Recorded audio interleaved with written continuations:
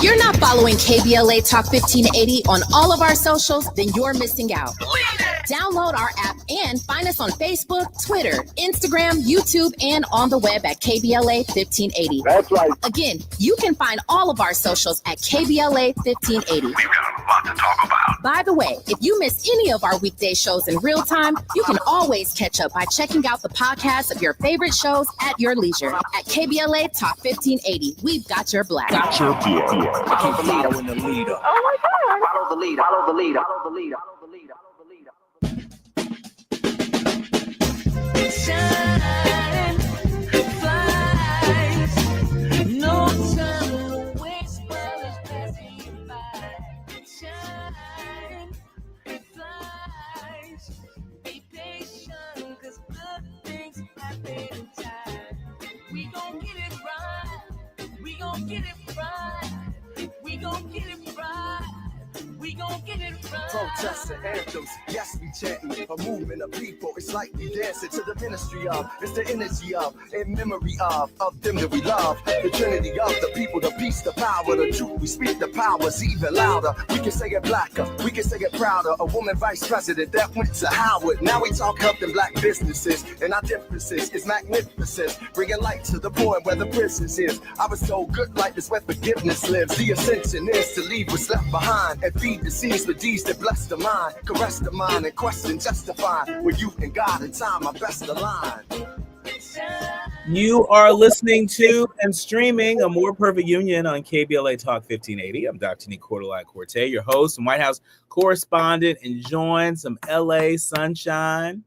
Yes, indeedy. It's a pleasure to be back on the West Coast in afternoon drive time with each and every one of you. Keep your hands on the driving wheel if you're driving, but know that it is a joy to spend this time with you. Now, whether you're joining us live or joining us on demand, there's more of where this comes from. Just go ahead and download the KBLA app to listen to us live or on demand, or simply tell Alexa to play KBLA Talk 1580. You can also subscribe to A More Perfect Union podcast powered by KBLA Talk 1580, the only Black-owned and operated talk station of the west of the Mississippi. And that way you'll never, ever, ever miss an episode. I share with you all in the first hour, I'll share with you again that when I'm not on air, one of the other things I do is I teach. I teach at the Pepperdine University Graduate School of Education and Psychology. And for those of you who might be interested in upskilling or going back to school, going to graduate school, we've got some great programs on the education side of the house and on the psychology side of the house. And we want to make it just a little bit easier. It's a little easier for you. Should you be on the fence about going back to school. And so if you use the code word PATH to purpose, PATH, the number 2, the word purpose, PURPOSE, there you go. You have a $55 fee waiver. We'll waive the fee for your application. In addition, it will enter you in for consideration for a $10,000 scholarship. And so we want to help folks that are maybe thinking about going back to school and looking at learning something new. And so there you have it. Now, it's time for you to decide the good, bad, and ugly headlines of the day. Kicking us off this hour, Trump tariff ruled illegal. Illegal by federal judicial panel. The New York Times is reporting that a panel of federal judges today blocked President Trump from imposing some of his steepest tariffs on China and other U.S. trading partners, finding in 2 cases that he vastly overstepped his ability to issue those expansive duties under federal law. The ruling by the U.S. Court of International Trade delivered an early yet significant setback to Mr. Trump in his campaign to strike a series of agreements that reorient the nation's trading relationship, setting up a legal fight that could soon reach the Supreme Court. So it's a developing story right now, again, reported by the New York Times. Trump's tariffs ruled illegal by a federal judicial panel. And so prepare for the legal ping pong. The legal ping pong continues when it comes to these federal tariffs. We're going to see who wins out over time. In other news, Cassie Ventura, she gave birth to her third baby shortly after her testimony in the Diddy trial. NBC News reporting that Cassie Ventura gave birth just yesterday, roughly 2 weeks after she took the stand as a witness in Diddy's federal sex trafficking trial. The baby is her third with her husband, Alex Fine. Ventura announced her pregnancy in an Instagram post featuring a black and white photo of her family, including her 2 young daughters. And BET announces the Ultimate Icon Award honorees for 2025. The Ultimate Icon Award is celebrating decades of groundbreaking contributions in music and entertainment and community impact. That's one of our favorite categories here. Previous Ultimate Icon Award recipients included Janet Jackson in 2015, Deborah Lee in 2018, and Tyler Perry in 2019. Snoop Dogg, he's on the short list. And as is Mariah Carey, Jamie Foxx, Kirk Franklin. Okay, they all seem pretty deserving. What do you think, Andy? My brother man / sound engineer, Andy over here. He's nodding his head. It wasn't a vigorous nod though, Andy. It was a okay. So it sounds like Andy is on the fence using the word icon. You know, people be throwing around this word icon left and right, and everybody's not an icon.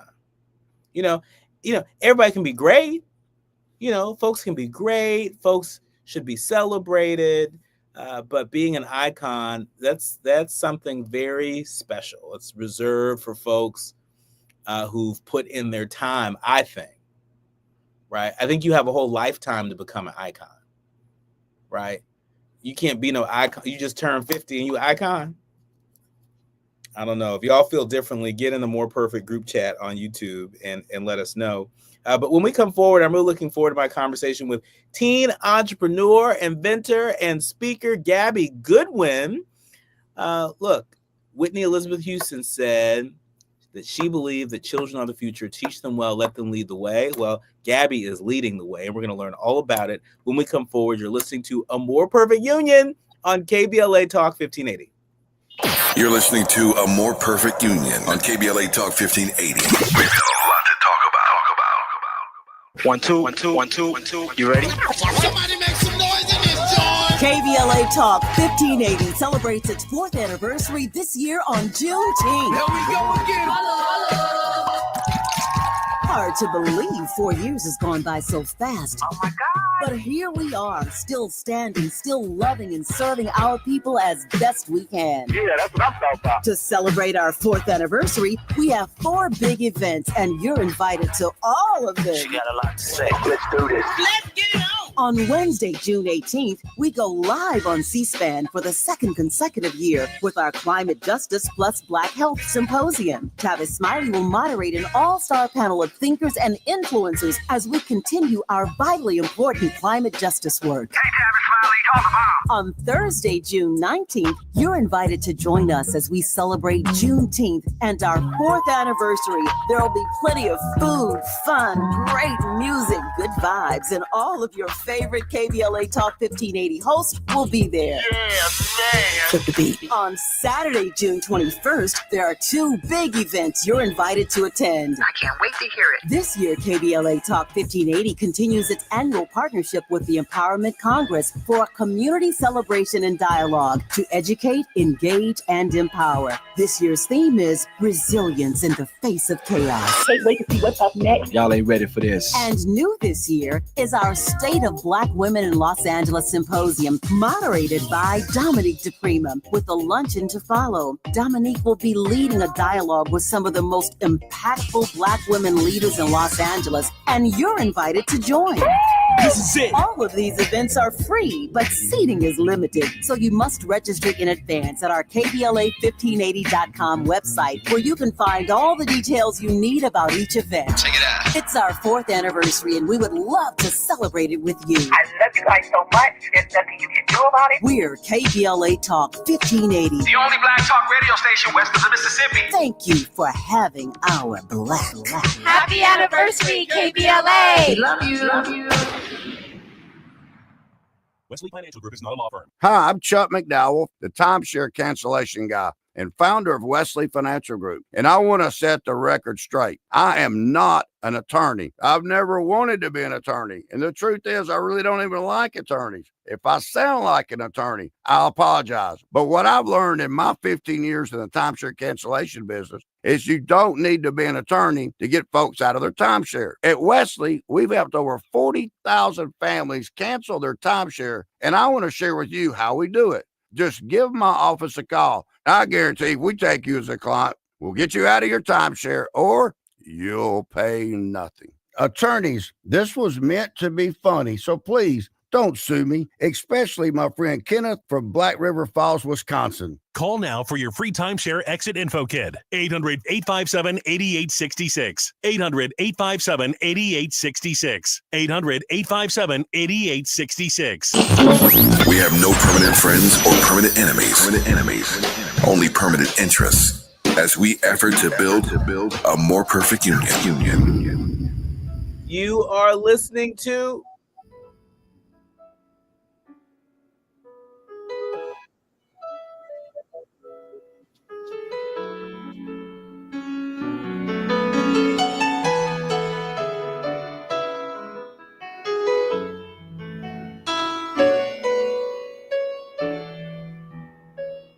I believe the children are our future. Teach them well and let them lead the way.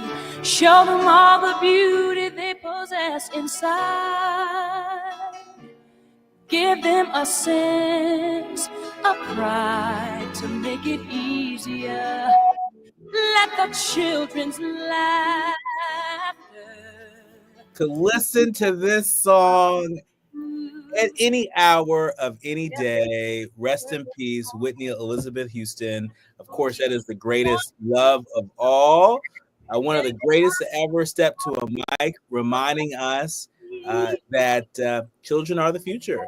And it's on all of us to teach them well and let them lead the way. I'm so delighted to be in conversation with one of the kiddos that is doing quite well.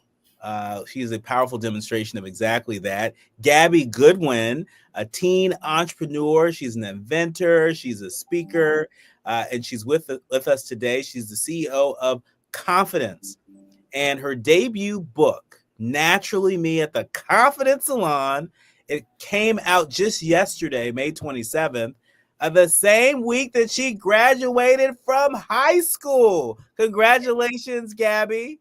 Thank you so much. And thank you for being here. Of course. Thank you for having me on. So talk to us about, what inspired you to really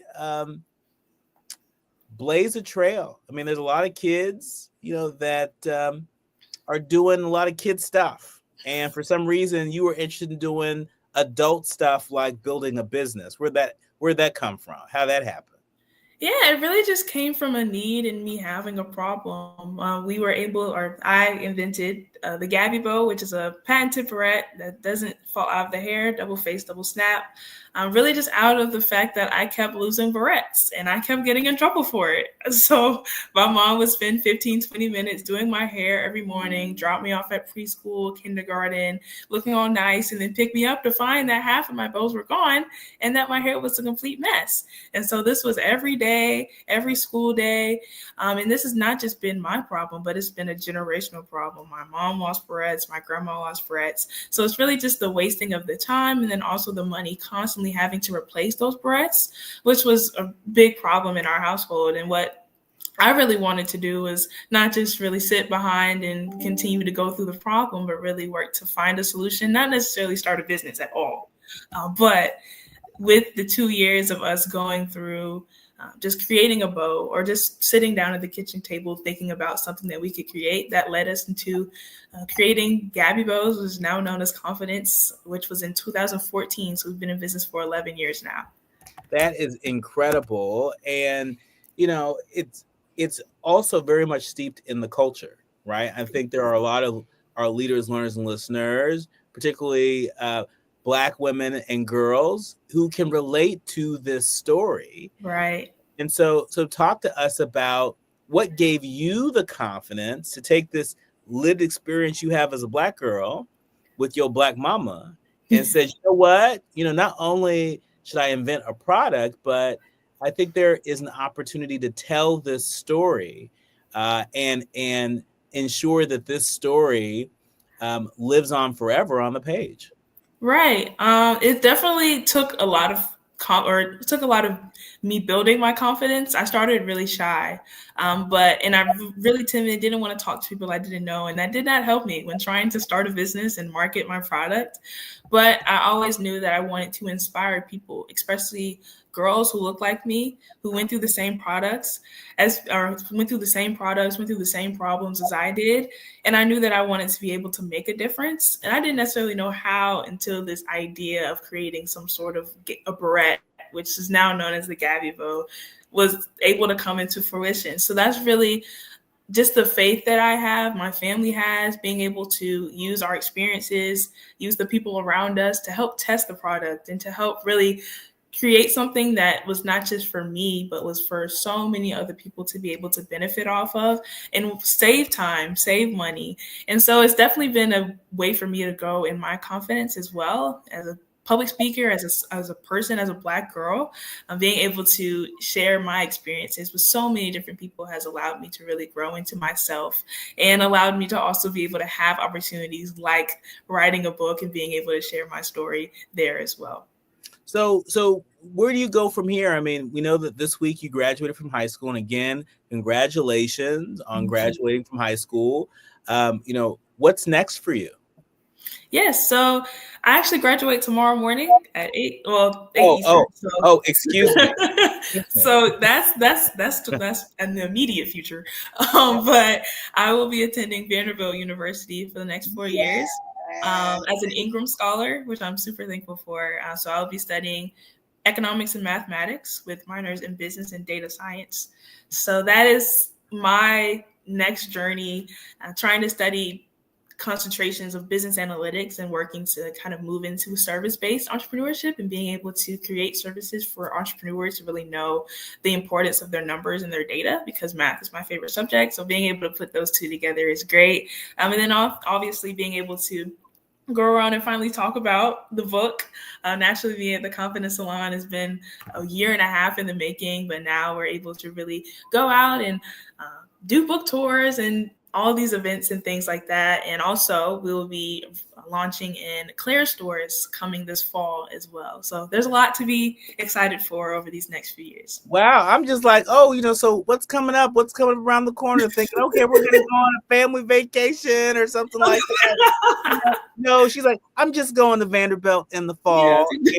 I'm just majoring in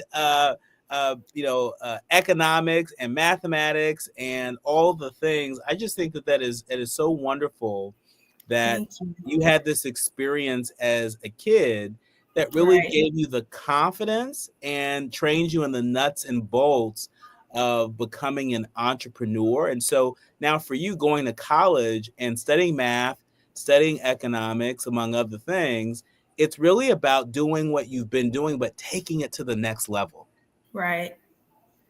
Exactly. That's something I'm really excited about as well, being able to learn more. Obviously, I've had experiential learning, but being able to be in a classroom with business professors or people who actually know the nuts and bolts of the things that I want to get into is super exciting for me. And so what's your message to some of the parents out there that, say, hey, you have the rest of your life to work. You have the rest of your life to start a business. from 0 to 18, I just want you to be a kid. Focus on being a kid. It seems to me that your parents might have struck a balance between those different schools of thought. Just be a kid versus, hey, challenge yourself.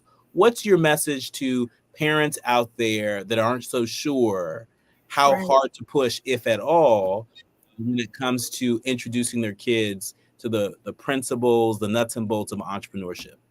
Yeah, it's definitely key to listen to your children. Don't strike down their dreams as soon as they may say them. Because as children, we have such big ideas, big minds. We're not necessarily introduced to all the things of the all the things that may come in the world later on.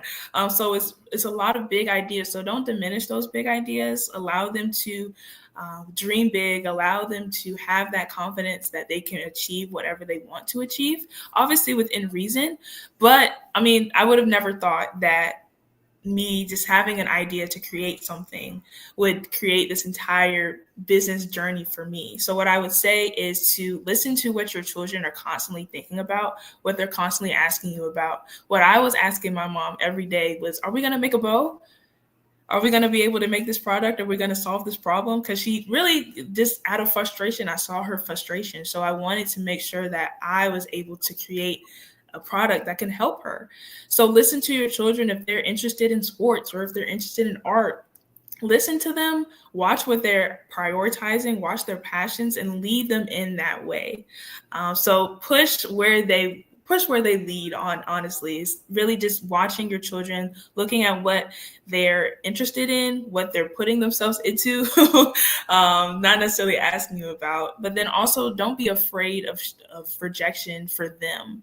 I know sometimes we may live in a world now where everybody gets a trophy or a prize, but it's super important for me as an entrepreneur. I've been able to learn about resilience because of all the rejections I faced from an early age. So don't shield your children from rejection.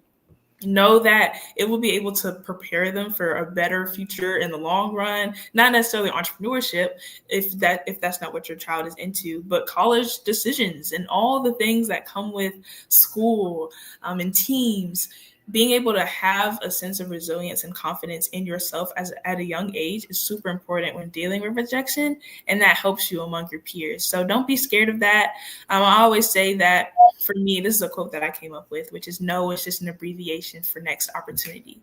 So after one no, two no's, however many no's your children get or how you get, whatever they may be doing or whatever they may be pursuing, don't let that discourage you from continuing to push them and continuing to move them forward, because you have the keys, you have the resources to allow them to achieve whatever they do and have that confidence in them first so they can be confident in themselves.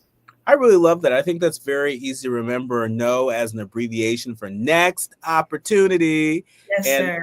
Clearly there are no shortage of opportunities for Gabby Goodwin. Gabby, in our remaining minutes with you, I've got to ask you about sort of the higher education landscape out there. I'm sure that somebody as brilliant as you are has had quite a number of schools to choose from. Right. In terms of, where you would go next to study economics and mathematics and really step your entrepreneurship game up. Were there any considerations that you and your family made, given, in some cases, very hostile climate on college campuses across the country for folks from diverse communities? Were there any special considerations you made that were instructive to your decision to choose Vanderbilt over, I'm sure, a number of other colleges and universities? Yes, definitely keeping that in mind and being able to find the environment that felt right for me as a person. Obviously, I'm going to be myself. I'm going to be the authentic person that I've grown up to be. And so being able to find groups or schools that have groups that I could really be my authentic, diverse self in, or just really being able to be authentic is a key thing for me. For me, what the main consideration was that I didn't want to pay to go to college. Like, I don't want to pay to go to college. So that was the main thing for me, is whatever college I'm going to, that's the college that's going to give me the most money, or whatever college gives me the most money, I'm going to follow that, because my parents have given me so much over these past 11 years and sacrificed so much. I wanted to be able to give back to them. I mean, I have to worry about how to pay for college, the climate that may shift the way that we pay for college and federal funding and things of that nature. Like, I didn't want to think about any of that. Like, I was like, I want to go for the full rides.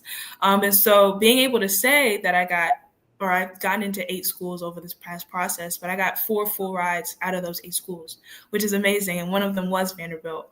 But really what the thing was what would give me a group, what would give me an environment where I could feel safe, where I could be able to achieve all that I want to and have the opportunities to do so, but really not have to pay for it. So that was the main consideration for us as a family. Obviously, my family just wants the best for me continuously, and they're supporting me whatever way they supported me, and they continue to support me in whichever way that I go. But really noticing that, I think that was one of the main considerations that I had in terms of the college admissions process. Well, while a lot of high school seniors out there have been focused on college applications and prom and graduation, our teen entrepreneur here has been focused on this book that I'm sure is going to be a bestseller. It's called Naturally Me at the Confidence Salon. Yes. Be sure to go out there and pick it up wherever books are sold. And the best of luck to you. The best of luck and continued blessings to you, Gabby Goodwin. You are living out the words of Whitney Elizabeth Houston. Teach them well, let them lead the way. Your parents have taught you well, and Vanderbilt will too. Thank you so much for this opportunity. Thank you. Thank you for being here. You're listening to A More Perfect Union on KBLA Talk 1580. More when we come forward.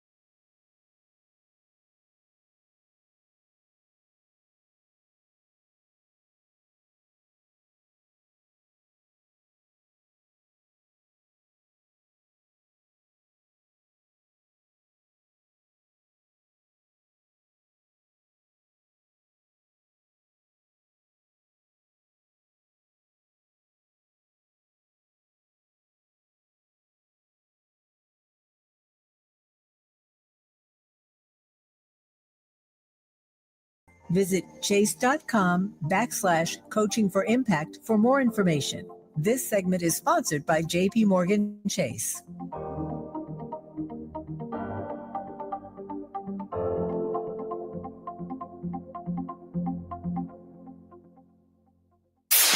KBLA Talk 1580. We've got a lot to talk about. KBLA Talk 1580 reminds you, when we fight, we win. The Youth Justice Coalition is challenging America's addiction to incarceration and discrimination. YJC works to dismantle policies leading to mass incarceration, law enforcement violence, and the school-to-prison pipeline. Their approach, transformative justice, community intervention, free LA high school, legal defense, and system monitoring. YJC promotes safety without relying on prisons. Their goal, prevent system contact and help people exit the system through direct action, advocacy, and education. Want to get involved or need help? Call 323-235-4243. That's 323-235-4243. Join YJC in creating change. When we fight, we win. KBLA Talk 1580, your voice for justice. This is a community call to action from KBLA Talk 1580. Hit me! National news, the consequence, informed opinion, and analysis beyond the headlines. You're listening to A More Perfect Union on KBLA Talk 1580. You are listening to and streaming A More Perfect Union on KBLA Talk 1580. I'm Dr. Nii-Quartelai Quartey, your host, and I'm really delighted to welcome my friend, my sister, a very dynamic leader, Adwoa Shermatin. She is the president of the Ghana Diaspora Public Affairs Collective, and she's joining us from Washington, D.C., where just today, the African Diaspora Investment Symposium began. She is one of the speakers there. I thought so important to have her here a week after the South African president visited the White House to give her reaction to that and to share with us what she's hearing from leaders across the diaspora, where we know investment in the continent, investment across the diaspora is said to be on shaky ground. Adwoa, thank you for joining us. It's good to be here. How are you? I'm well. It's great to have you here. It's always great to be in your company. And what I love about being in your company is you always have a way of making things make sense. And that's what we like to do on this show. We like to get smarter. And so with that, I want to give you an opportunity to just sort of, reset the table. Last Wednesday at the White House, we saw the South African president meet with President Trump, a number of things on that agenda, including trade, including the African Growth and Opportunity Act. There are some folks that said that there was a bilateral agreement between South Africa and the United States that was being talked about. Set the table for us in terms of what was supposed to happen and what actually happened following that White House visit. Well, unfortunately, it was very much a missed opportunity for South Africa and Africa as a whole, as well as the diaspora. It's so interesting. A week later, we continue to talk about this interview and this encounter with South Africa's president at the White House. And we're hearing a lot of defense from the South African team saying that they fully expected President Trump to basically surprise them or try to surprise them by confronting them with these baseless accusations. However, it doesn't appear that they were prepared. And a good example is just looking at President Zelensky, the Ukrainian president, and how he handled his visit to the White House, where he also was, surprised, if you will, by President Trump's attempts to control the narrative. The difference is that President Zelensky made sure to meet with senators, made sure to meet with members of Congress outside of the White House, made sure to meet with the Ukrainian American community before the White House visit. He made sure to have his own interviews with American media set up so that he can make sure that he's getting across his message that he's in control of the narrative, that he's making very clear what his ask is. The South African president should have done the same. And it's really a story of caution for other African presidents as they engage this administration, is that we must not look at the White House as the only game in town. Okay, there are senators that they could be engaging with, members of Congress.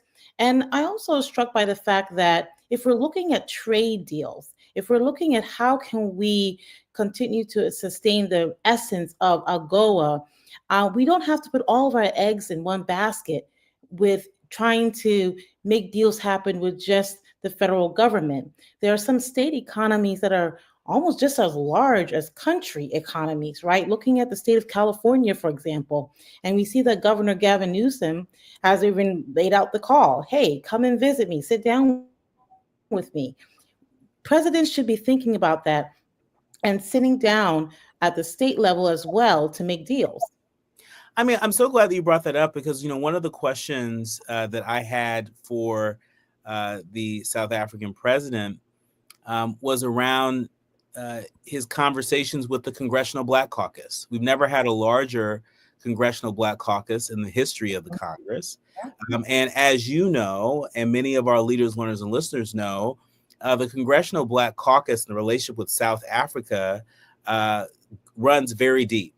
Right. CBC was a very loud voice, very much out front in support of the movement against apartheid. Right. And so it was surprising to me that the Congressional Black Caucus didn't have any visible meetings, talking to folks that are part of that delegation. It didn't seem like there's any meaningful engagement with the CBC. Yeah, and who's to blame for that, right? I would say the blame could be placed on both sides. African governments must, make their own connections and be engaging with the Congressional Black Caucus, right? We know, for example, Ghana definitely does that on a regular basis. But what has been the strategy for other African governments? And does there need to be more of a sustainable policy in place of which that engagement can happen? But also, members of Congress need to be aware of when African governments or countries are visiting, and also proactively reach out. And they can do that through the diaspora community as well, because certainly when our African counterparts are visiting the States, they do tend to notify the local embassy, right? And the embassy has the ability to notify the diaspora community. And so this is where, the South African president could have had a speech set up at Howard University, tapping into the Pan-African sentiment and talking about, well, for example, why are we even having this discussion of racial discrimination in South Africa, given America's history? Who is America to be able to even have that moral ground to stand on in the first place, right? And completely just recenter the conversation about what is the current reality and state of things. The state of things is that America needs to stand on solid ground as a global leader. And that includes having a strong relationship with Africa. And these sort of engagements hurt that standing, because at the end of the day, when we're talking about this fight between geopolitical players, China, Russia, and the United States, China and Russia's stance in Africa grows stronger by the day. And it's going stronger beyond because of strong trade deals, but how the people are being treated and talked to, how presidents are being engaged. And so we're starting to say we're going to completely walk back soft diplomacy. We're going to completely walk back economic engagement and really not have a serious strategy in place as the United States. Then what is left to protect our position on this continent that includes to have the youngest population in the world, the fastest growing population in the world, that continues to have the fastest growing economies, and where hundreds and hundreds of US businesses currently reside? I mean, you over there, you laid it down. You laid it down. I mean, that is what is at stake. And folks are not going to sit around and wait for America to catch up. Right. And so, this is the kind of thing that, okay, well, in 4 years, the next election, if we elect a Democrat, we can course correct. No. There are a number of global players that will continue to grow in power, grow in standing, and quite frankly, grow their trust with leaders across the continent, across the diaspora, while America sort of divests and sits on the sidelines. When we come forward, Audra, I want you to give us a snapshot of the conversations that are happening right now at the African Diaspora Investment Symposium. Just because the federal government under Trump is looking to divest from certain economies in Africa, it doesn't mean that there aren't other players that are looking to invest. And so we want to have the glass half full conversation when we come forward. Plus, I want to get your reaction to U.S. Secretary of State Marco Rubio, who said that no one has died due to U.S. aid cut in the continent. There are reports of a number of people there who disagree. You are listening to and streaming A More Perfect Union on KBLA Talk 1580. More with Adjoa, the president of the Ghana Diaspora Public Affairs Collective. Striving to make America a nation as good as its promise. This is A More Perfect Union on KBLA Talk 1580. We've got a lot to talk about. Marina Del Rey turns 60, and you're invited to the party. Join us Saturday, May 31st from 11 a.m. to 4 p.m. at Burton Chase Park for Marina Culture Jam, a free community celebration packed with music, dance, art, and fun for all ages. Experience electrifying performances by Takeo Project and Inca. Take a historic harbor tour, join the Freedom Drum Circle, and hop on a $1 water bus ride. Celebrate culture, connection, and coastline. RSVP at beaches.lacounty.gov/Marina Culture Jam.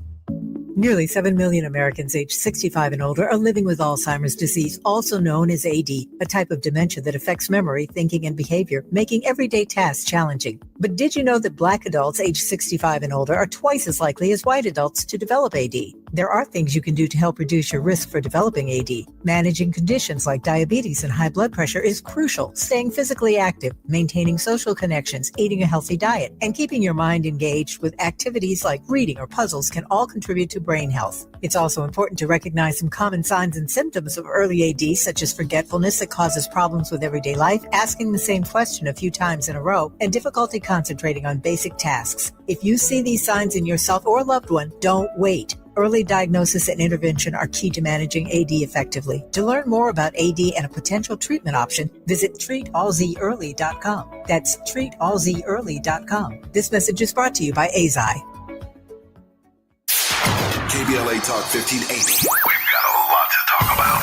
KBLA Talk 1580, connecting you with services and solutions. The Autopsy Initiative provides a second autopsy free of charge for victims' families who have lost their loved ones due to a police-related death. The services offered through the initiative include the completion of a second autopsy, disclosure of preliminary findings, and a final autopsy report.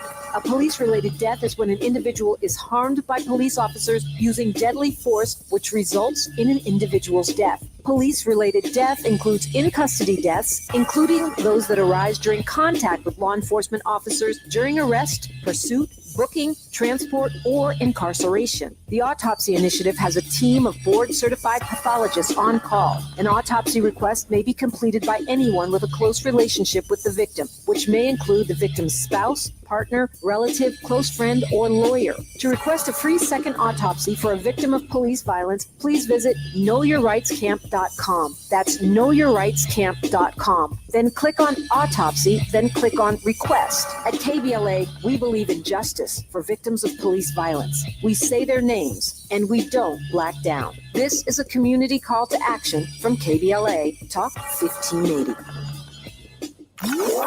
Notable journalists, industry leaders, lawmakers, change makers, tastemakers, and you, working to build a more perfect union on KBLA Talk 1580. You are listening to and streaming A More Perfect Union on KBLA Talk 1580. I'm having a ball talking to Ajua Shermatin. She is the president of the Ghana Diaspora Public Affairs Collective. And right now she's joining me from Washington, D.C., where she's attending the African Diaspora Investment Symposium. It just started today. It'll end on May 30th. Talk to us about the history of this symposium and why it was important for you to be there today. Well, so it's great that the symposium is expanding. I believe this year is an anniversary of the ADIS. And this anniversary of ADIS is coming at an interesting time where we are looking at a very different state of play when it comes to U.S.-Africa relations, where, like we've stated, we are walking back from aid and assistance, which has really been the mantra and drumbeat of the continent in itself anyway. But I think where their concerns are is that we are also walking away from investment in the infrastructures of these countries to support sustainable development that allows for healthy economies to have productive trade deals. And that's where that's how we need to be discussing this, is that it's not aid that was needed. It was sustainable development that allows for U.S. and American companies to exist and thrive in these countries, that allows for U.S. imports to come into these countries and furnish a lot of revenue for the United States. And so when we have a situation where we're looking at cutting what were aid programs, where now we're facing potential health crises returning to the continent, where we're looking at sicker populations that are facing deeper crises. That's less consumerism of U.S. products. Let's just put it that way. And so that seems like a short-term and short-sighted strategy by the U.S. to cut sustainable development, to not push forward with AGOA, to basically say we're going to deal with each African country in a very transactional way, singularly, and have preferred trade deals that are highly dependent on the whims or perhaps the business interests of U.S. administration officials. Right. So all of a sudden now the topic of the day that you'll probably hear a lot at ADIS and in any African diaspora investment community are critical minerals, mining. And that's not by accident. That is really based off of the personality and culture of the current administration.